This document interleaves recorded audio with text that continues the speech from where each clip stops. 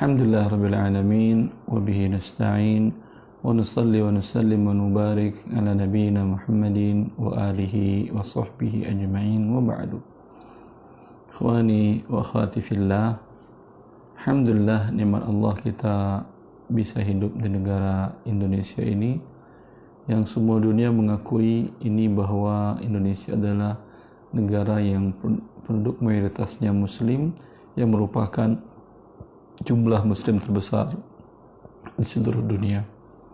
Tetapi kita lihat hari demi hari, waktu demi waktu, banyak hal-hal yang tidak sesuai dengan keislaman itu sendiri atau tidak sesuai dengan spirit Islam dalam kehidupannya.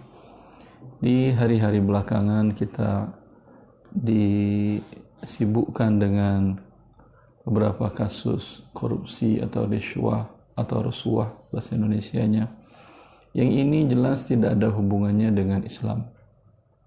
Ya.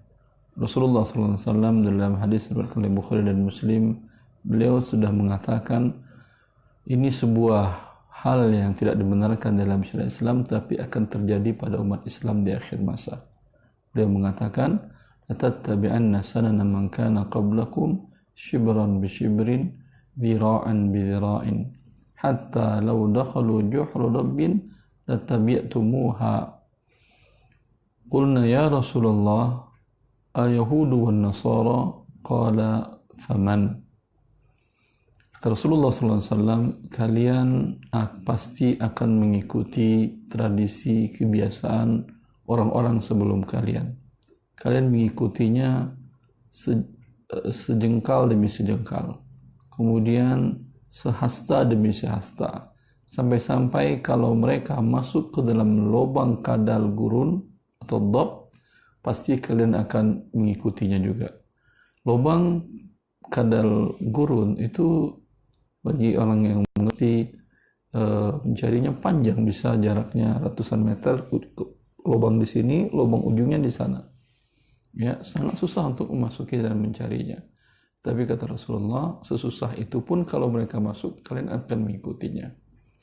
Tradisi rasuah, tradisi korupsi, kolusi, dan gratifikasi itu tidak dari Islam.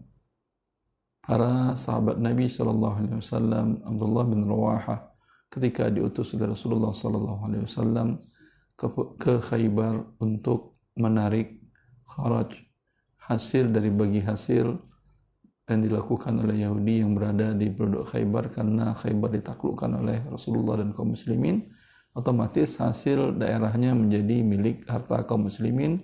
Tetapi karena jauh dari Madinah, maka mereka dibenarkan tinggal di sana dan mengelolanya. Dan Rasulullah mengirim sahabatnya untuk beberapa dalam periode tertentu untuk menarik bagian Rasulullah dan bagian kaum muslimin untuk dibawa ke Madinah.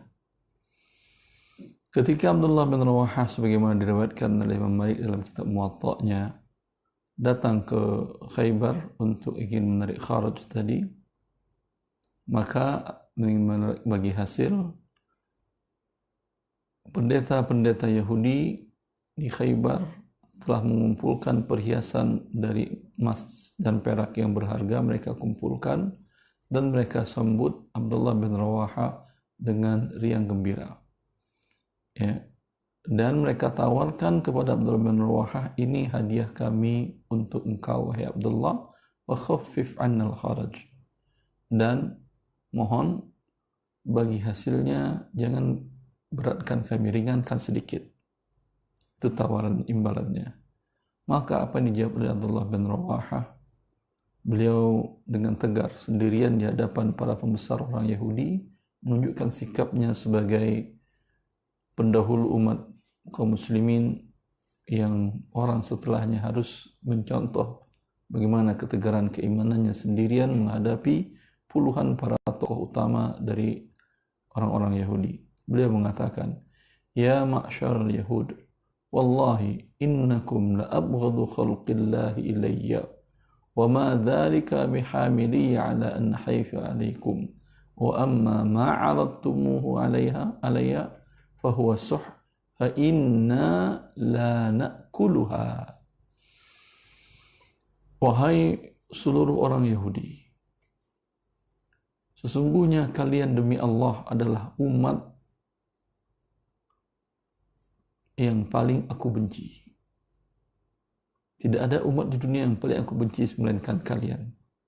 Lihat keberanian seorang sahabat Rasulullah SAW. Dia sendirian di hadapan para tokoh-tokoh tersebut, dia mengatakan apa adanya. Tetapi ketahuilah, kebencianku kepada kalian tidak akan menyebabkan aku untuk menzalimi kalian. Karena biasanya orang benci kepada seseorang tentu akan menzaliminya. Karena dia tahu, beliau memahami bahwa Allah mengatakan, ya ayyuhalladzina amanu, kata Allah Subhanahu wa taala, wala yajrimannakum syana'an, Allah mengatakan, wala yajrimannakum syana'an qaumin ala alla ta'dilu i'dilu huwa aqrabu littaqwa. Janganlah kebencian kalian kepada suatu kaum membuat kalian untuk tidak berlaku adil kepada mereka, maka berlaku adillah sesungguhnya tindakan yang adil dekat kepada ketakwaan. Kalian adalah umat yang paling aku benci, tetapi kebencianku kepada kalian tidak menyebabkan aku menzalimi kalian untuk mengambil lebih banyak daripada apa yang ditentukan oleh Rasulullah dari hak Rasulullah dan kaum muslimin. Ya, jangan khawatir, saya tidak akan menzalimi kalian. Adapun yang kalian berikan kepada saya hadiah ini adalah harta haram, uang sogokan, gratifikasi, rasuah. Fa inna la na'kuluha. Kami, beliau mengatakan bukan saya. Kami, siapa kami? Kaum muslimin. Beliau menyatakan dan mendeklarkan bahwa beliau dan seluruh orang muslim yang mengikuti beliau dan mengikuti Rasulullah SAW tidak akan pernah makan harta yang seperti ini. Ini pernyataan pendahulu umat kita, umat Muhammad SAW, yang harus kita pegang setelahnya. Maka tidak mungkin seorang muslim yang baik keimanannya kepada Allah, takut akan Allah, dan mengikuti Rasulullah SAW dengan benar akan melakukan hal ini. Oleh karena itu, himbauan kepada kaum muslimin, kaum muslimat yang hidup di negara ini maupun di negara manapun di atas bumi Allah Azza wa Jal, perbuatan seperti itu bukanlah perbuatan seorang muslim, dan seharusnya tidak layak seperti itu ada di negara muslim mayoritas di dunia ini. Itu adalah perbuatan orang-orang Yahudi. Jangan kita menirunya dan melakukannya di dalam kehidupan keseharian kita. Wallahu a'lam taufiq. Wa sallallahu ala nabiyyina Muhammad wa alihi wa sahbihi wa sallam. Assalamualaikum warahmatullahi wabarakatuh.